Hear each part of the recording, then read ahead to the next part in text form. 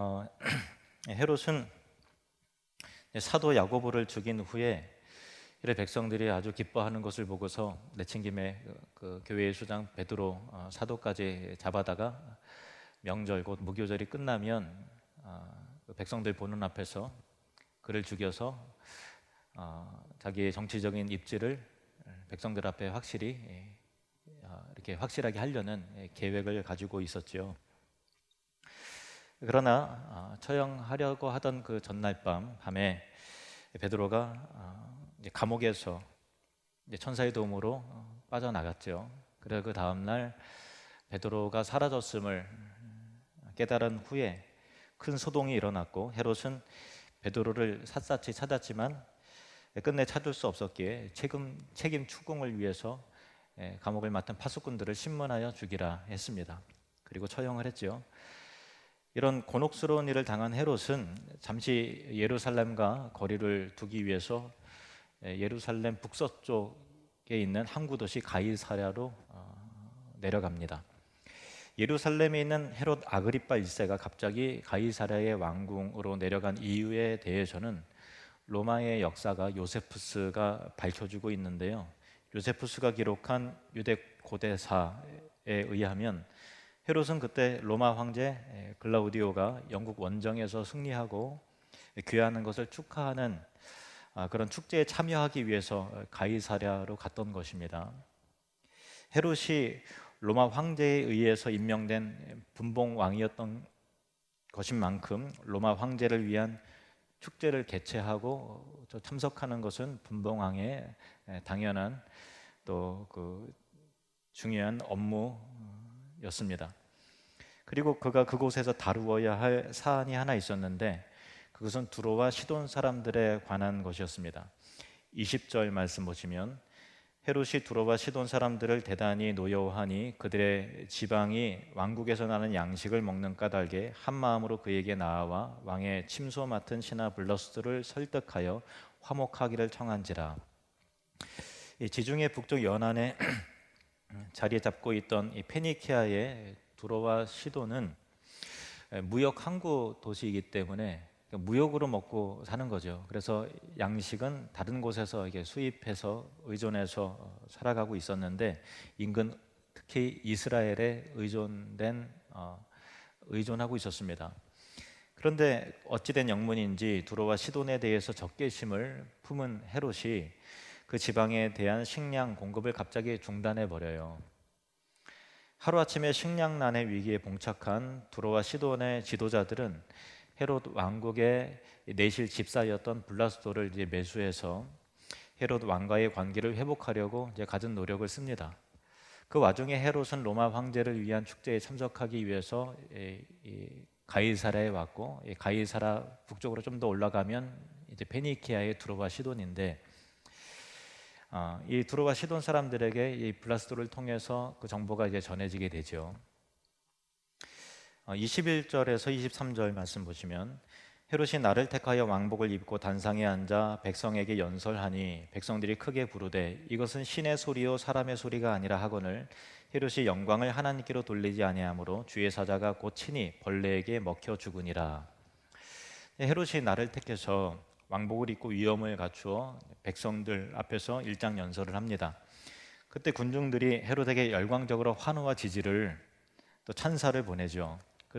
그들은 헤롯을 향해서 야, 우리가 지금 듣는 소리는 사람의 소리가 아니라 신의 음성, 하나님의 음성이다 라고 그렇게 외치는 것입니다.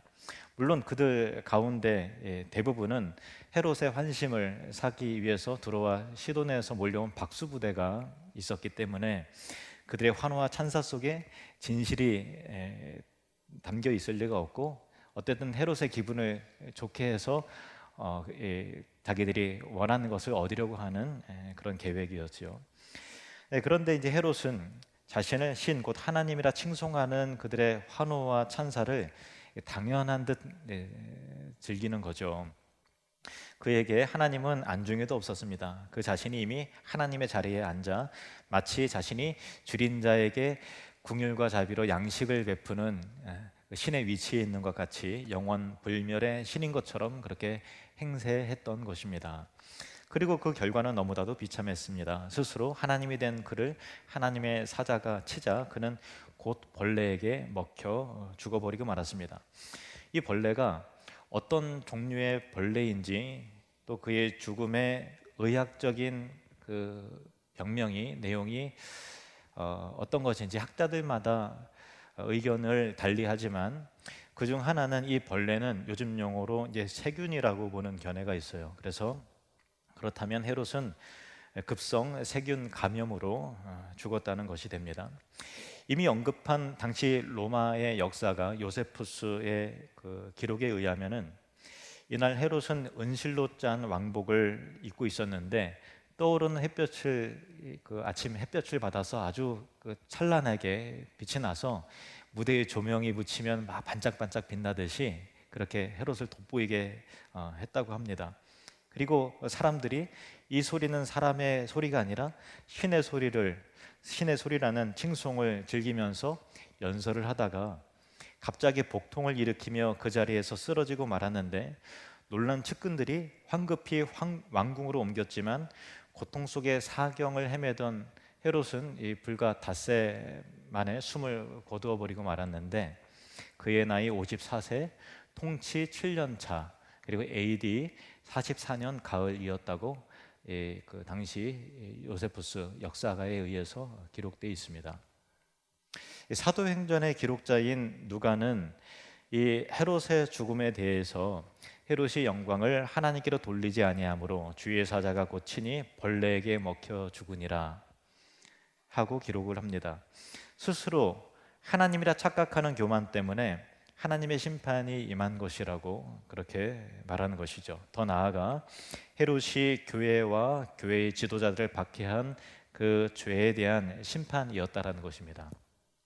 사무엘상 2장 30절 말씀, 나를 존중히 여기는 자를 내가 존중히 여기고 나를 멸시하는 자를 내가 경멸하리라. 하나님의 말씀입니다. 헤롯이 비참하게 죽은 이유는 그가 하나님을 멸시했기 때문입니다. 그가 예수님의 복음을 그리고 교회를 멸시했기 때문에 하나님의 진노와 심판을 받았습니다. 역사 속에서 하나님을 멸시하고 또 선지자 및 하나님의 사람들을 박해하고 죽이고 교회를 핍박한 왕들은, 지도자들은 모두 다 한결같이 비참하게 죽었습니다. 구약의 아합 왕은 죽어서 개들이 그의 피를 핥았습니다. 예수님이 태어나셨을 때 베들레헴 근처에 2살 미만의 영아들을 무참히 살해한 헤롯 대왕은 얼마 지나지 않아서 여리고에서 요절하고 말았는데 그의 나이 31살 때였습니다. 세례 요한을 참수하고 예수님을 처형하는 데 가담한 헤롯 안티파스는 얼마 지나지 않아서 그의 아내 헤로디아와 함께 고울이라는 곳으로 추방을 당해서 그곳에서 비참하게 죽었습니다. 오늘 본문에 나온 헤롯 아그리파 1세는 사도 야고보를 죽이고 베드로까지 죽이려 한 후에 가이사랴로 갔는데 그곳에서 바로 벌레에 먹혀 죽어버렸습니다. 기독교 박해에 앞장선 로마의 황제 네로는 자살해 죽었고요. 도미티안, 데시우스, 디오클레티아누스, 또 갈레리우스 등 기독교를 대대적으로 박해했던 로마의 거의 모든 황제들이 비참하게 최후를 맞이했는데 누가 봐도 저주를 받은 것처럼 한결같이 그렇게 다 죽은 것입니다. 말라기 4장 1절입니다.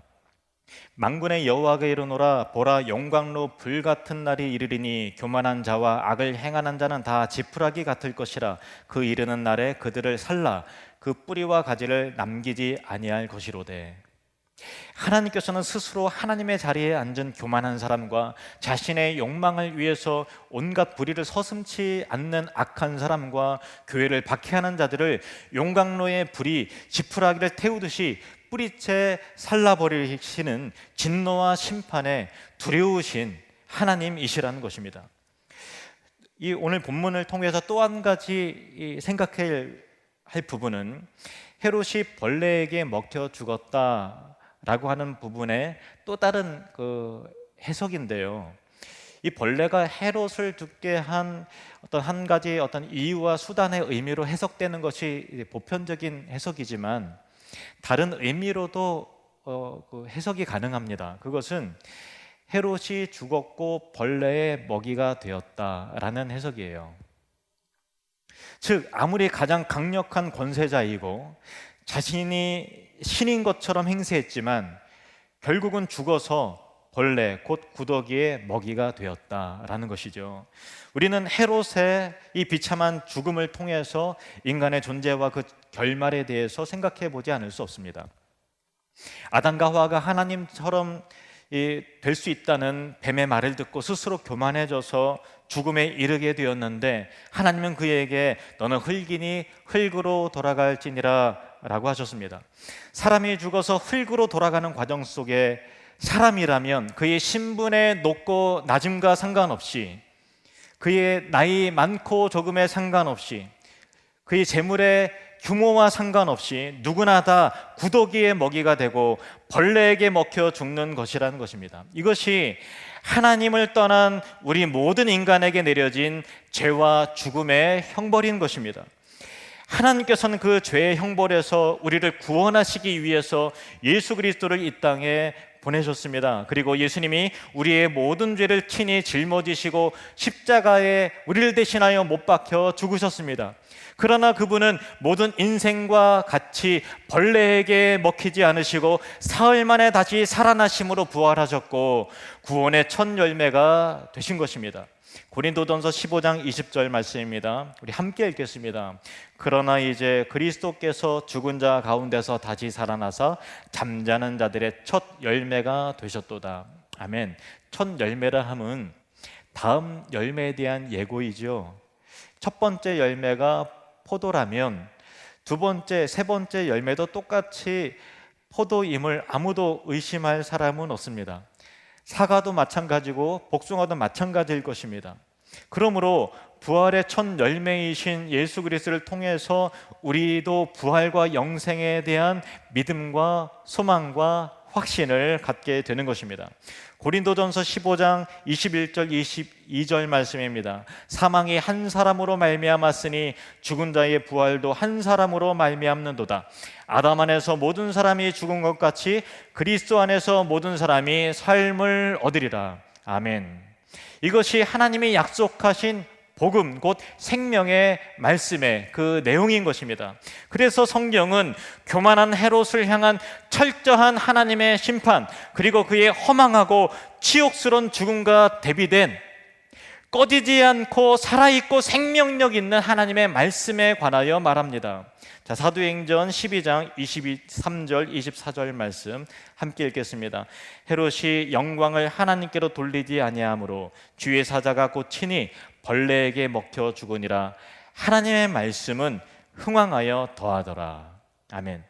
하나님의 말씀 곧 예수 그리스도의 복음을 무너뜨리고 죽이려 했던 헤롯은 오히려 자신이 벌레에게 먹혀 허망하게 죽어버렸지만 하나님의 말씀은 죽지 않고 흥황하여 계속해서 그 불꽃이 더해지더라는 것입니다. 하나님의 말씀은 곧 하나님이시며 하나님의 말씀은 곧 예수 그리스도이시기 때문입니다. 요한복음 1장 1절 말씀, 태초에 말씀이 계시니라. 이 말씀이 하나님과 함께 계셨으니 이 말씀은 곧 하나님이시니라.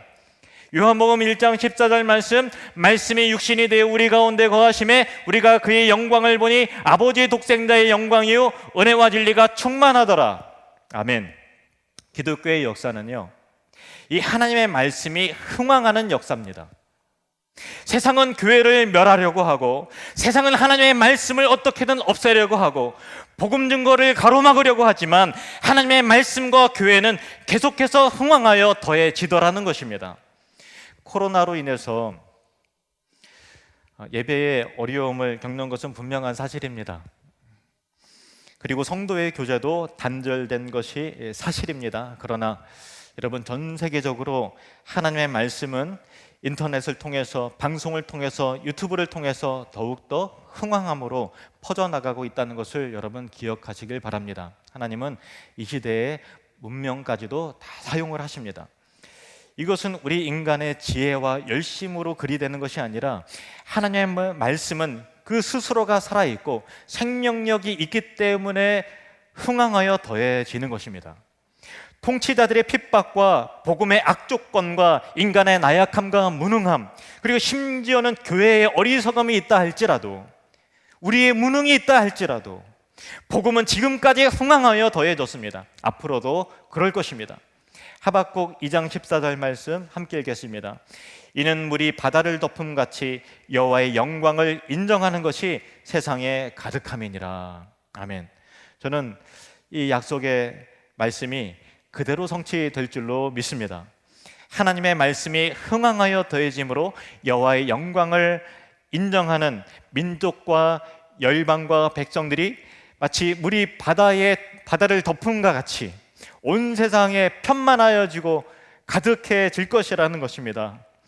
벌레에 먹혀 죽을 운명의 사람들을 살려내는 이 생명의 말씀이 온갖 핍박과 방해에도 불구하고 하나님의 말씀은 흥황하여 더해지더라라고 하는 이 약속의 말씀처럼 저와 여러분의 가슴이 이 말씀으로 인하여 흥황하여지고 여러분의 가정과 삶의 주의 말씀의 생명이 흥황하여 더해지는 역사가 하나님의 능력으로 나타나시기를 주님의 이름으로 간절히 축원합니다.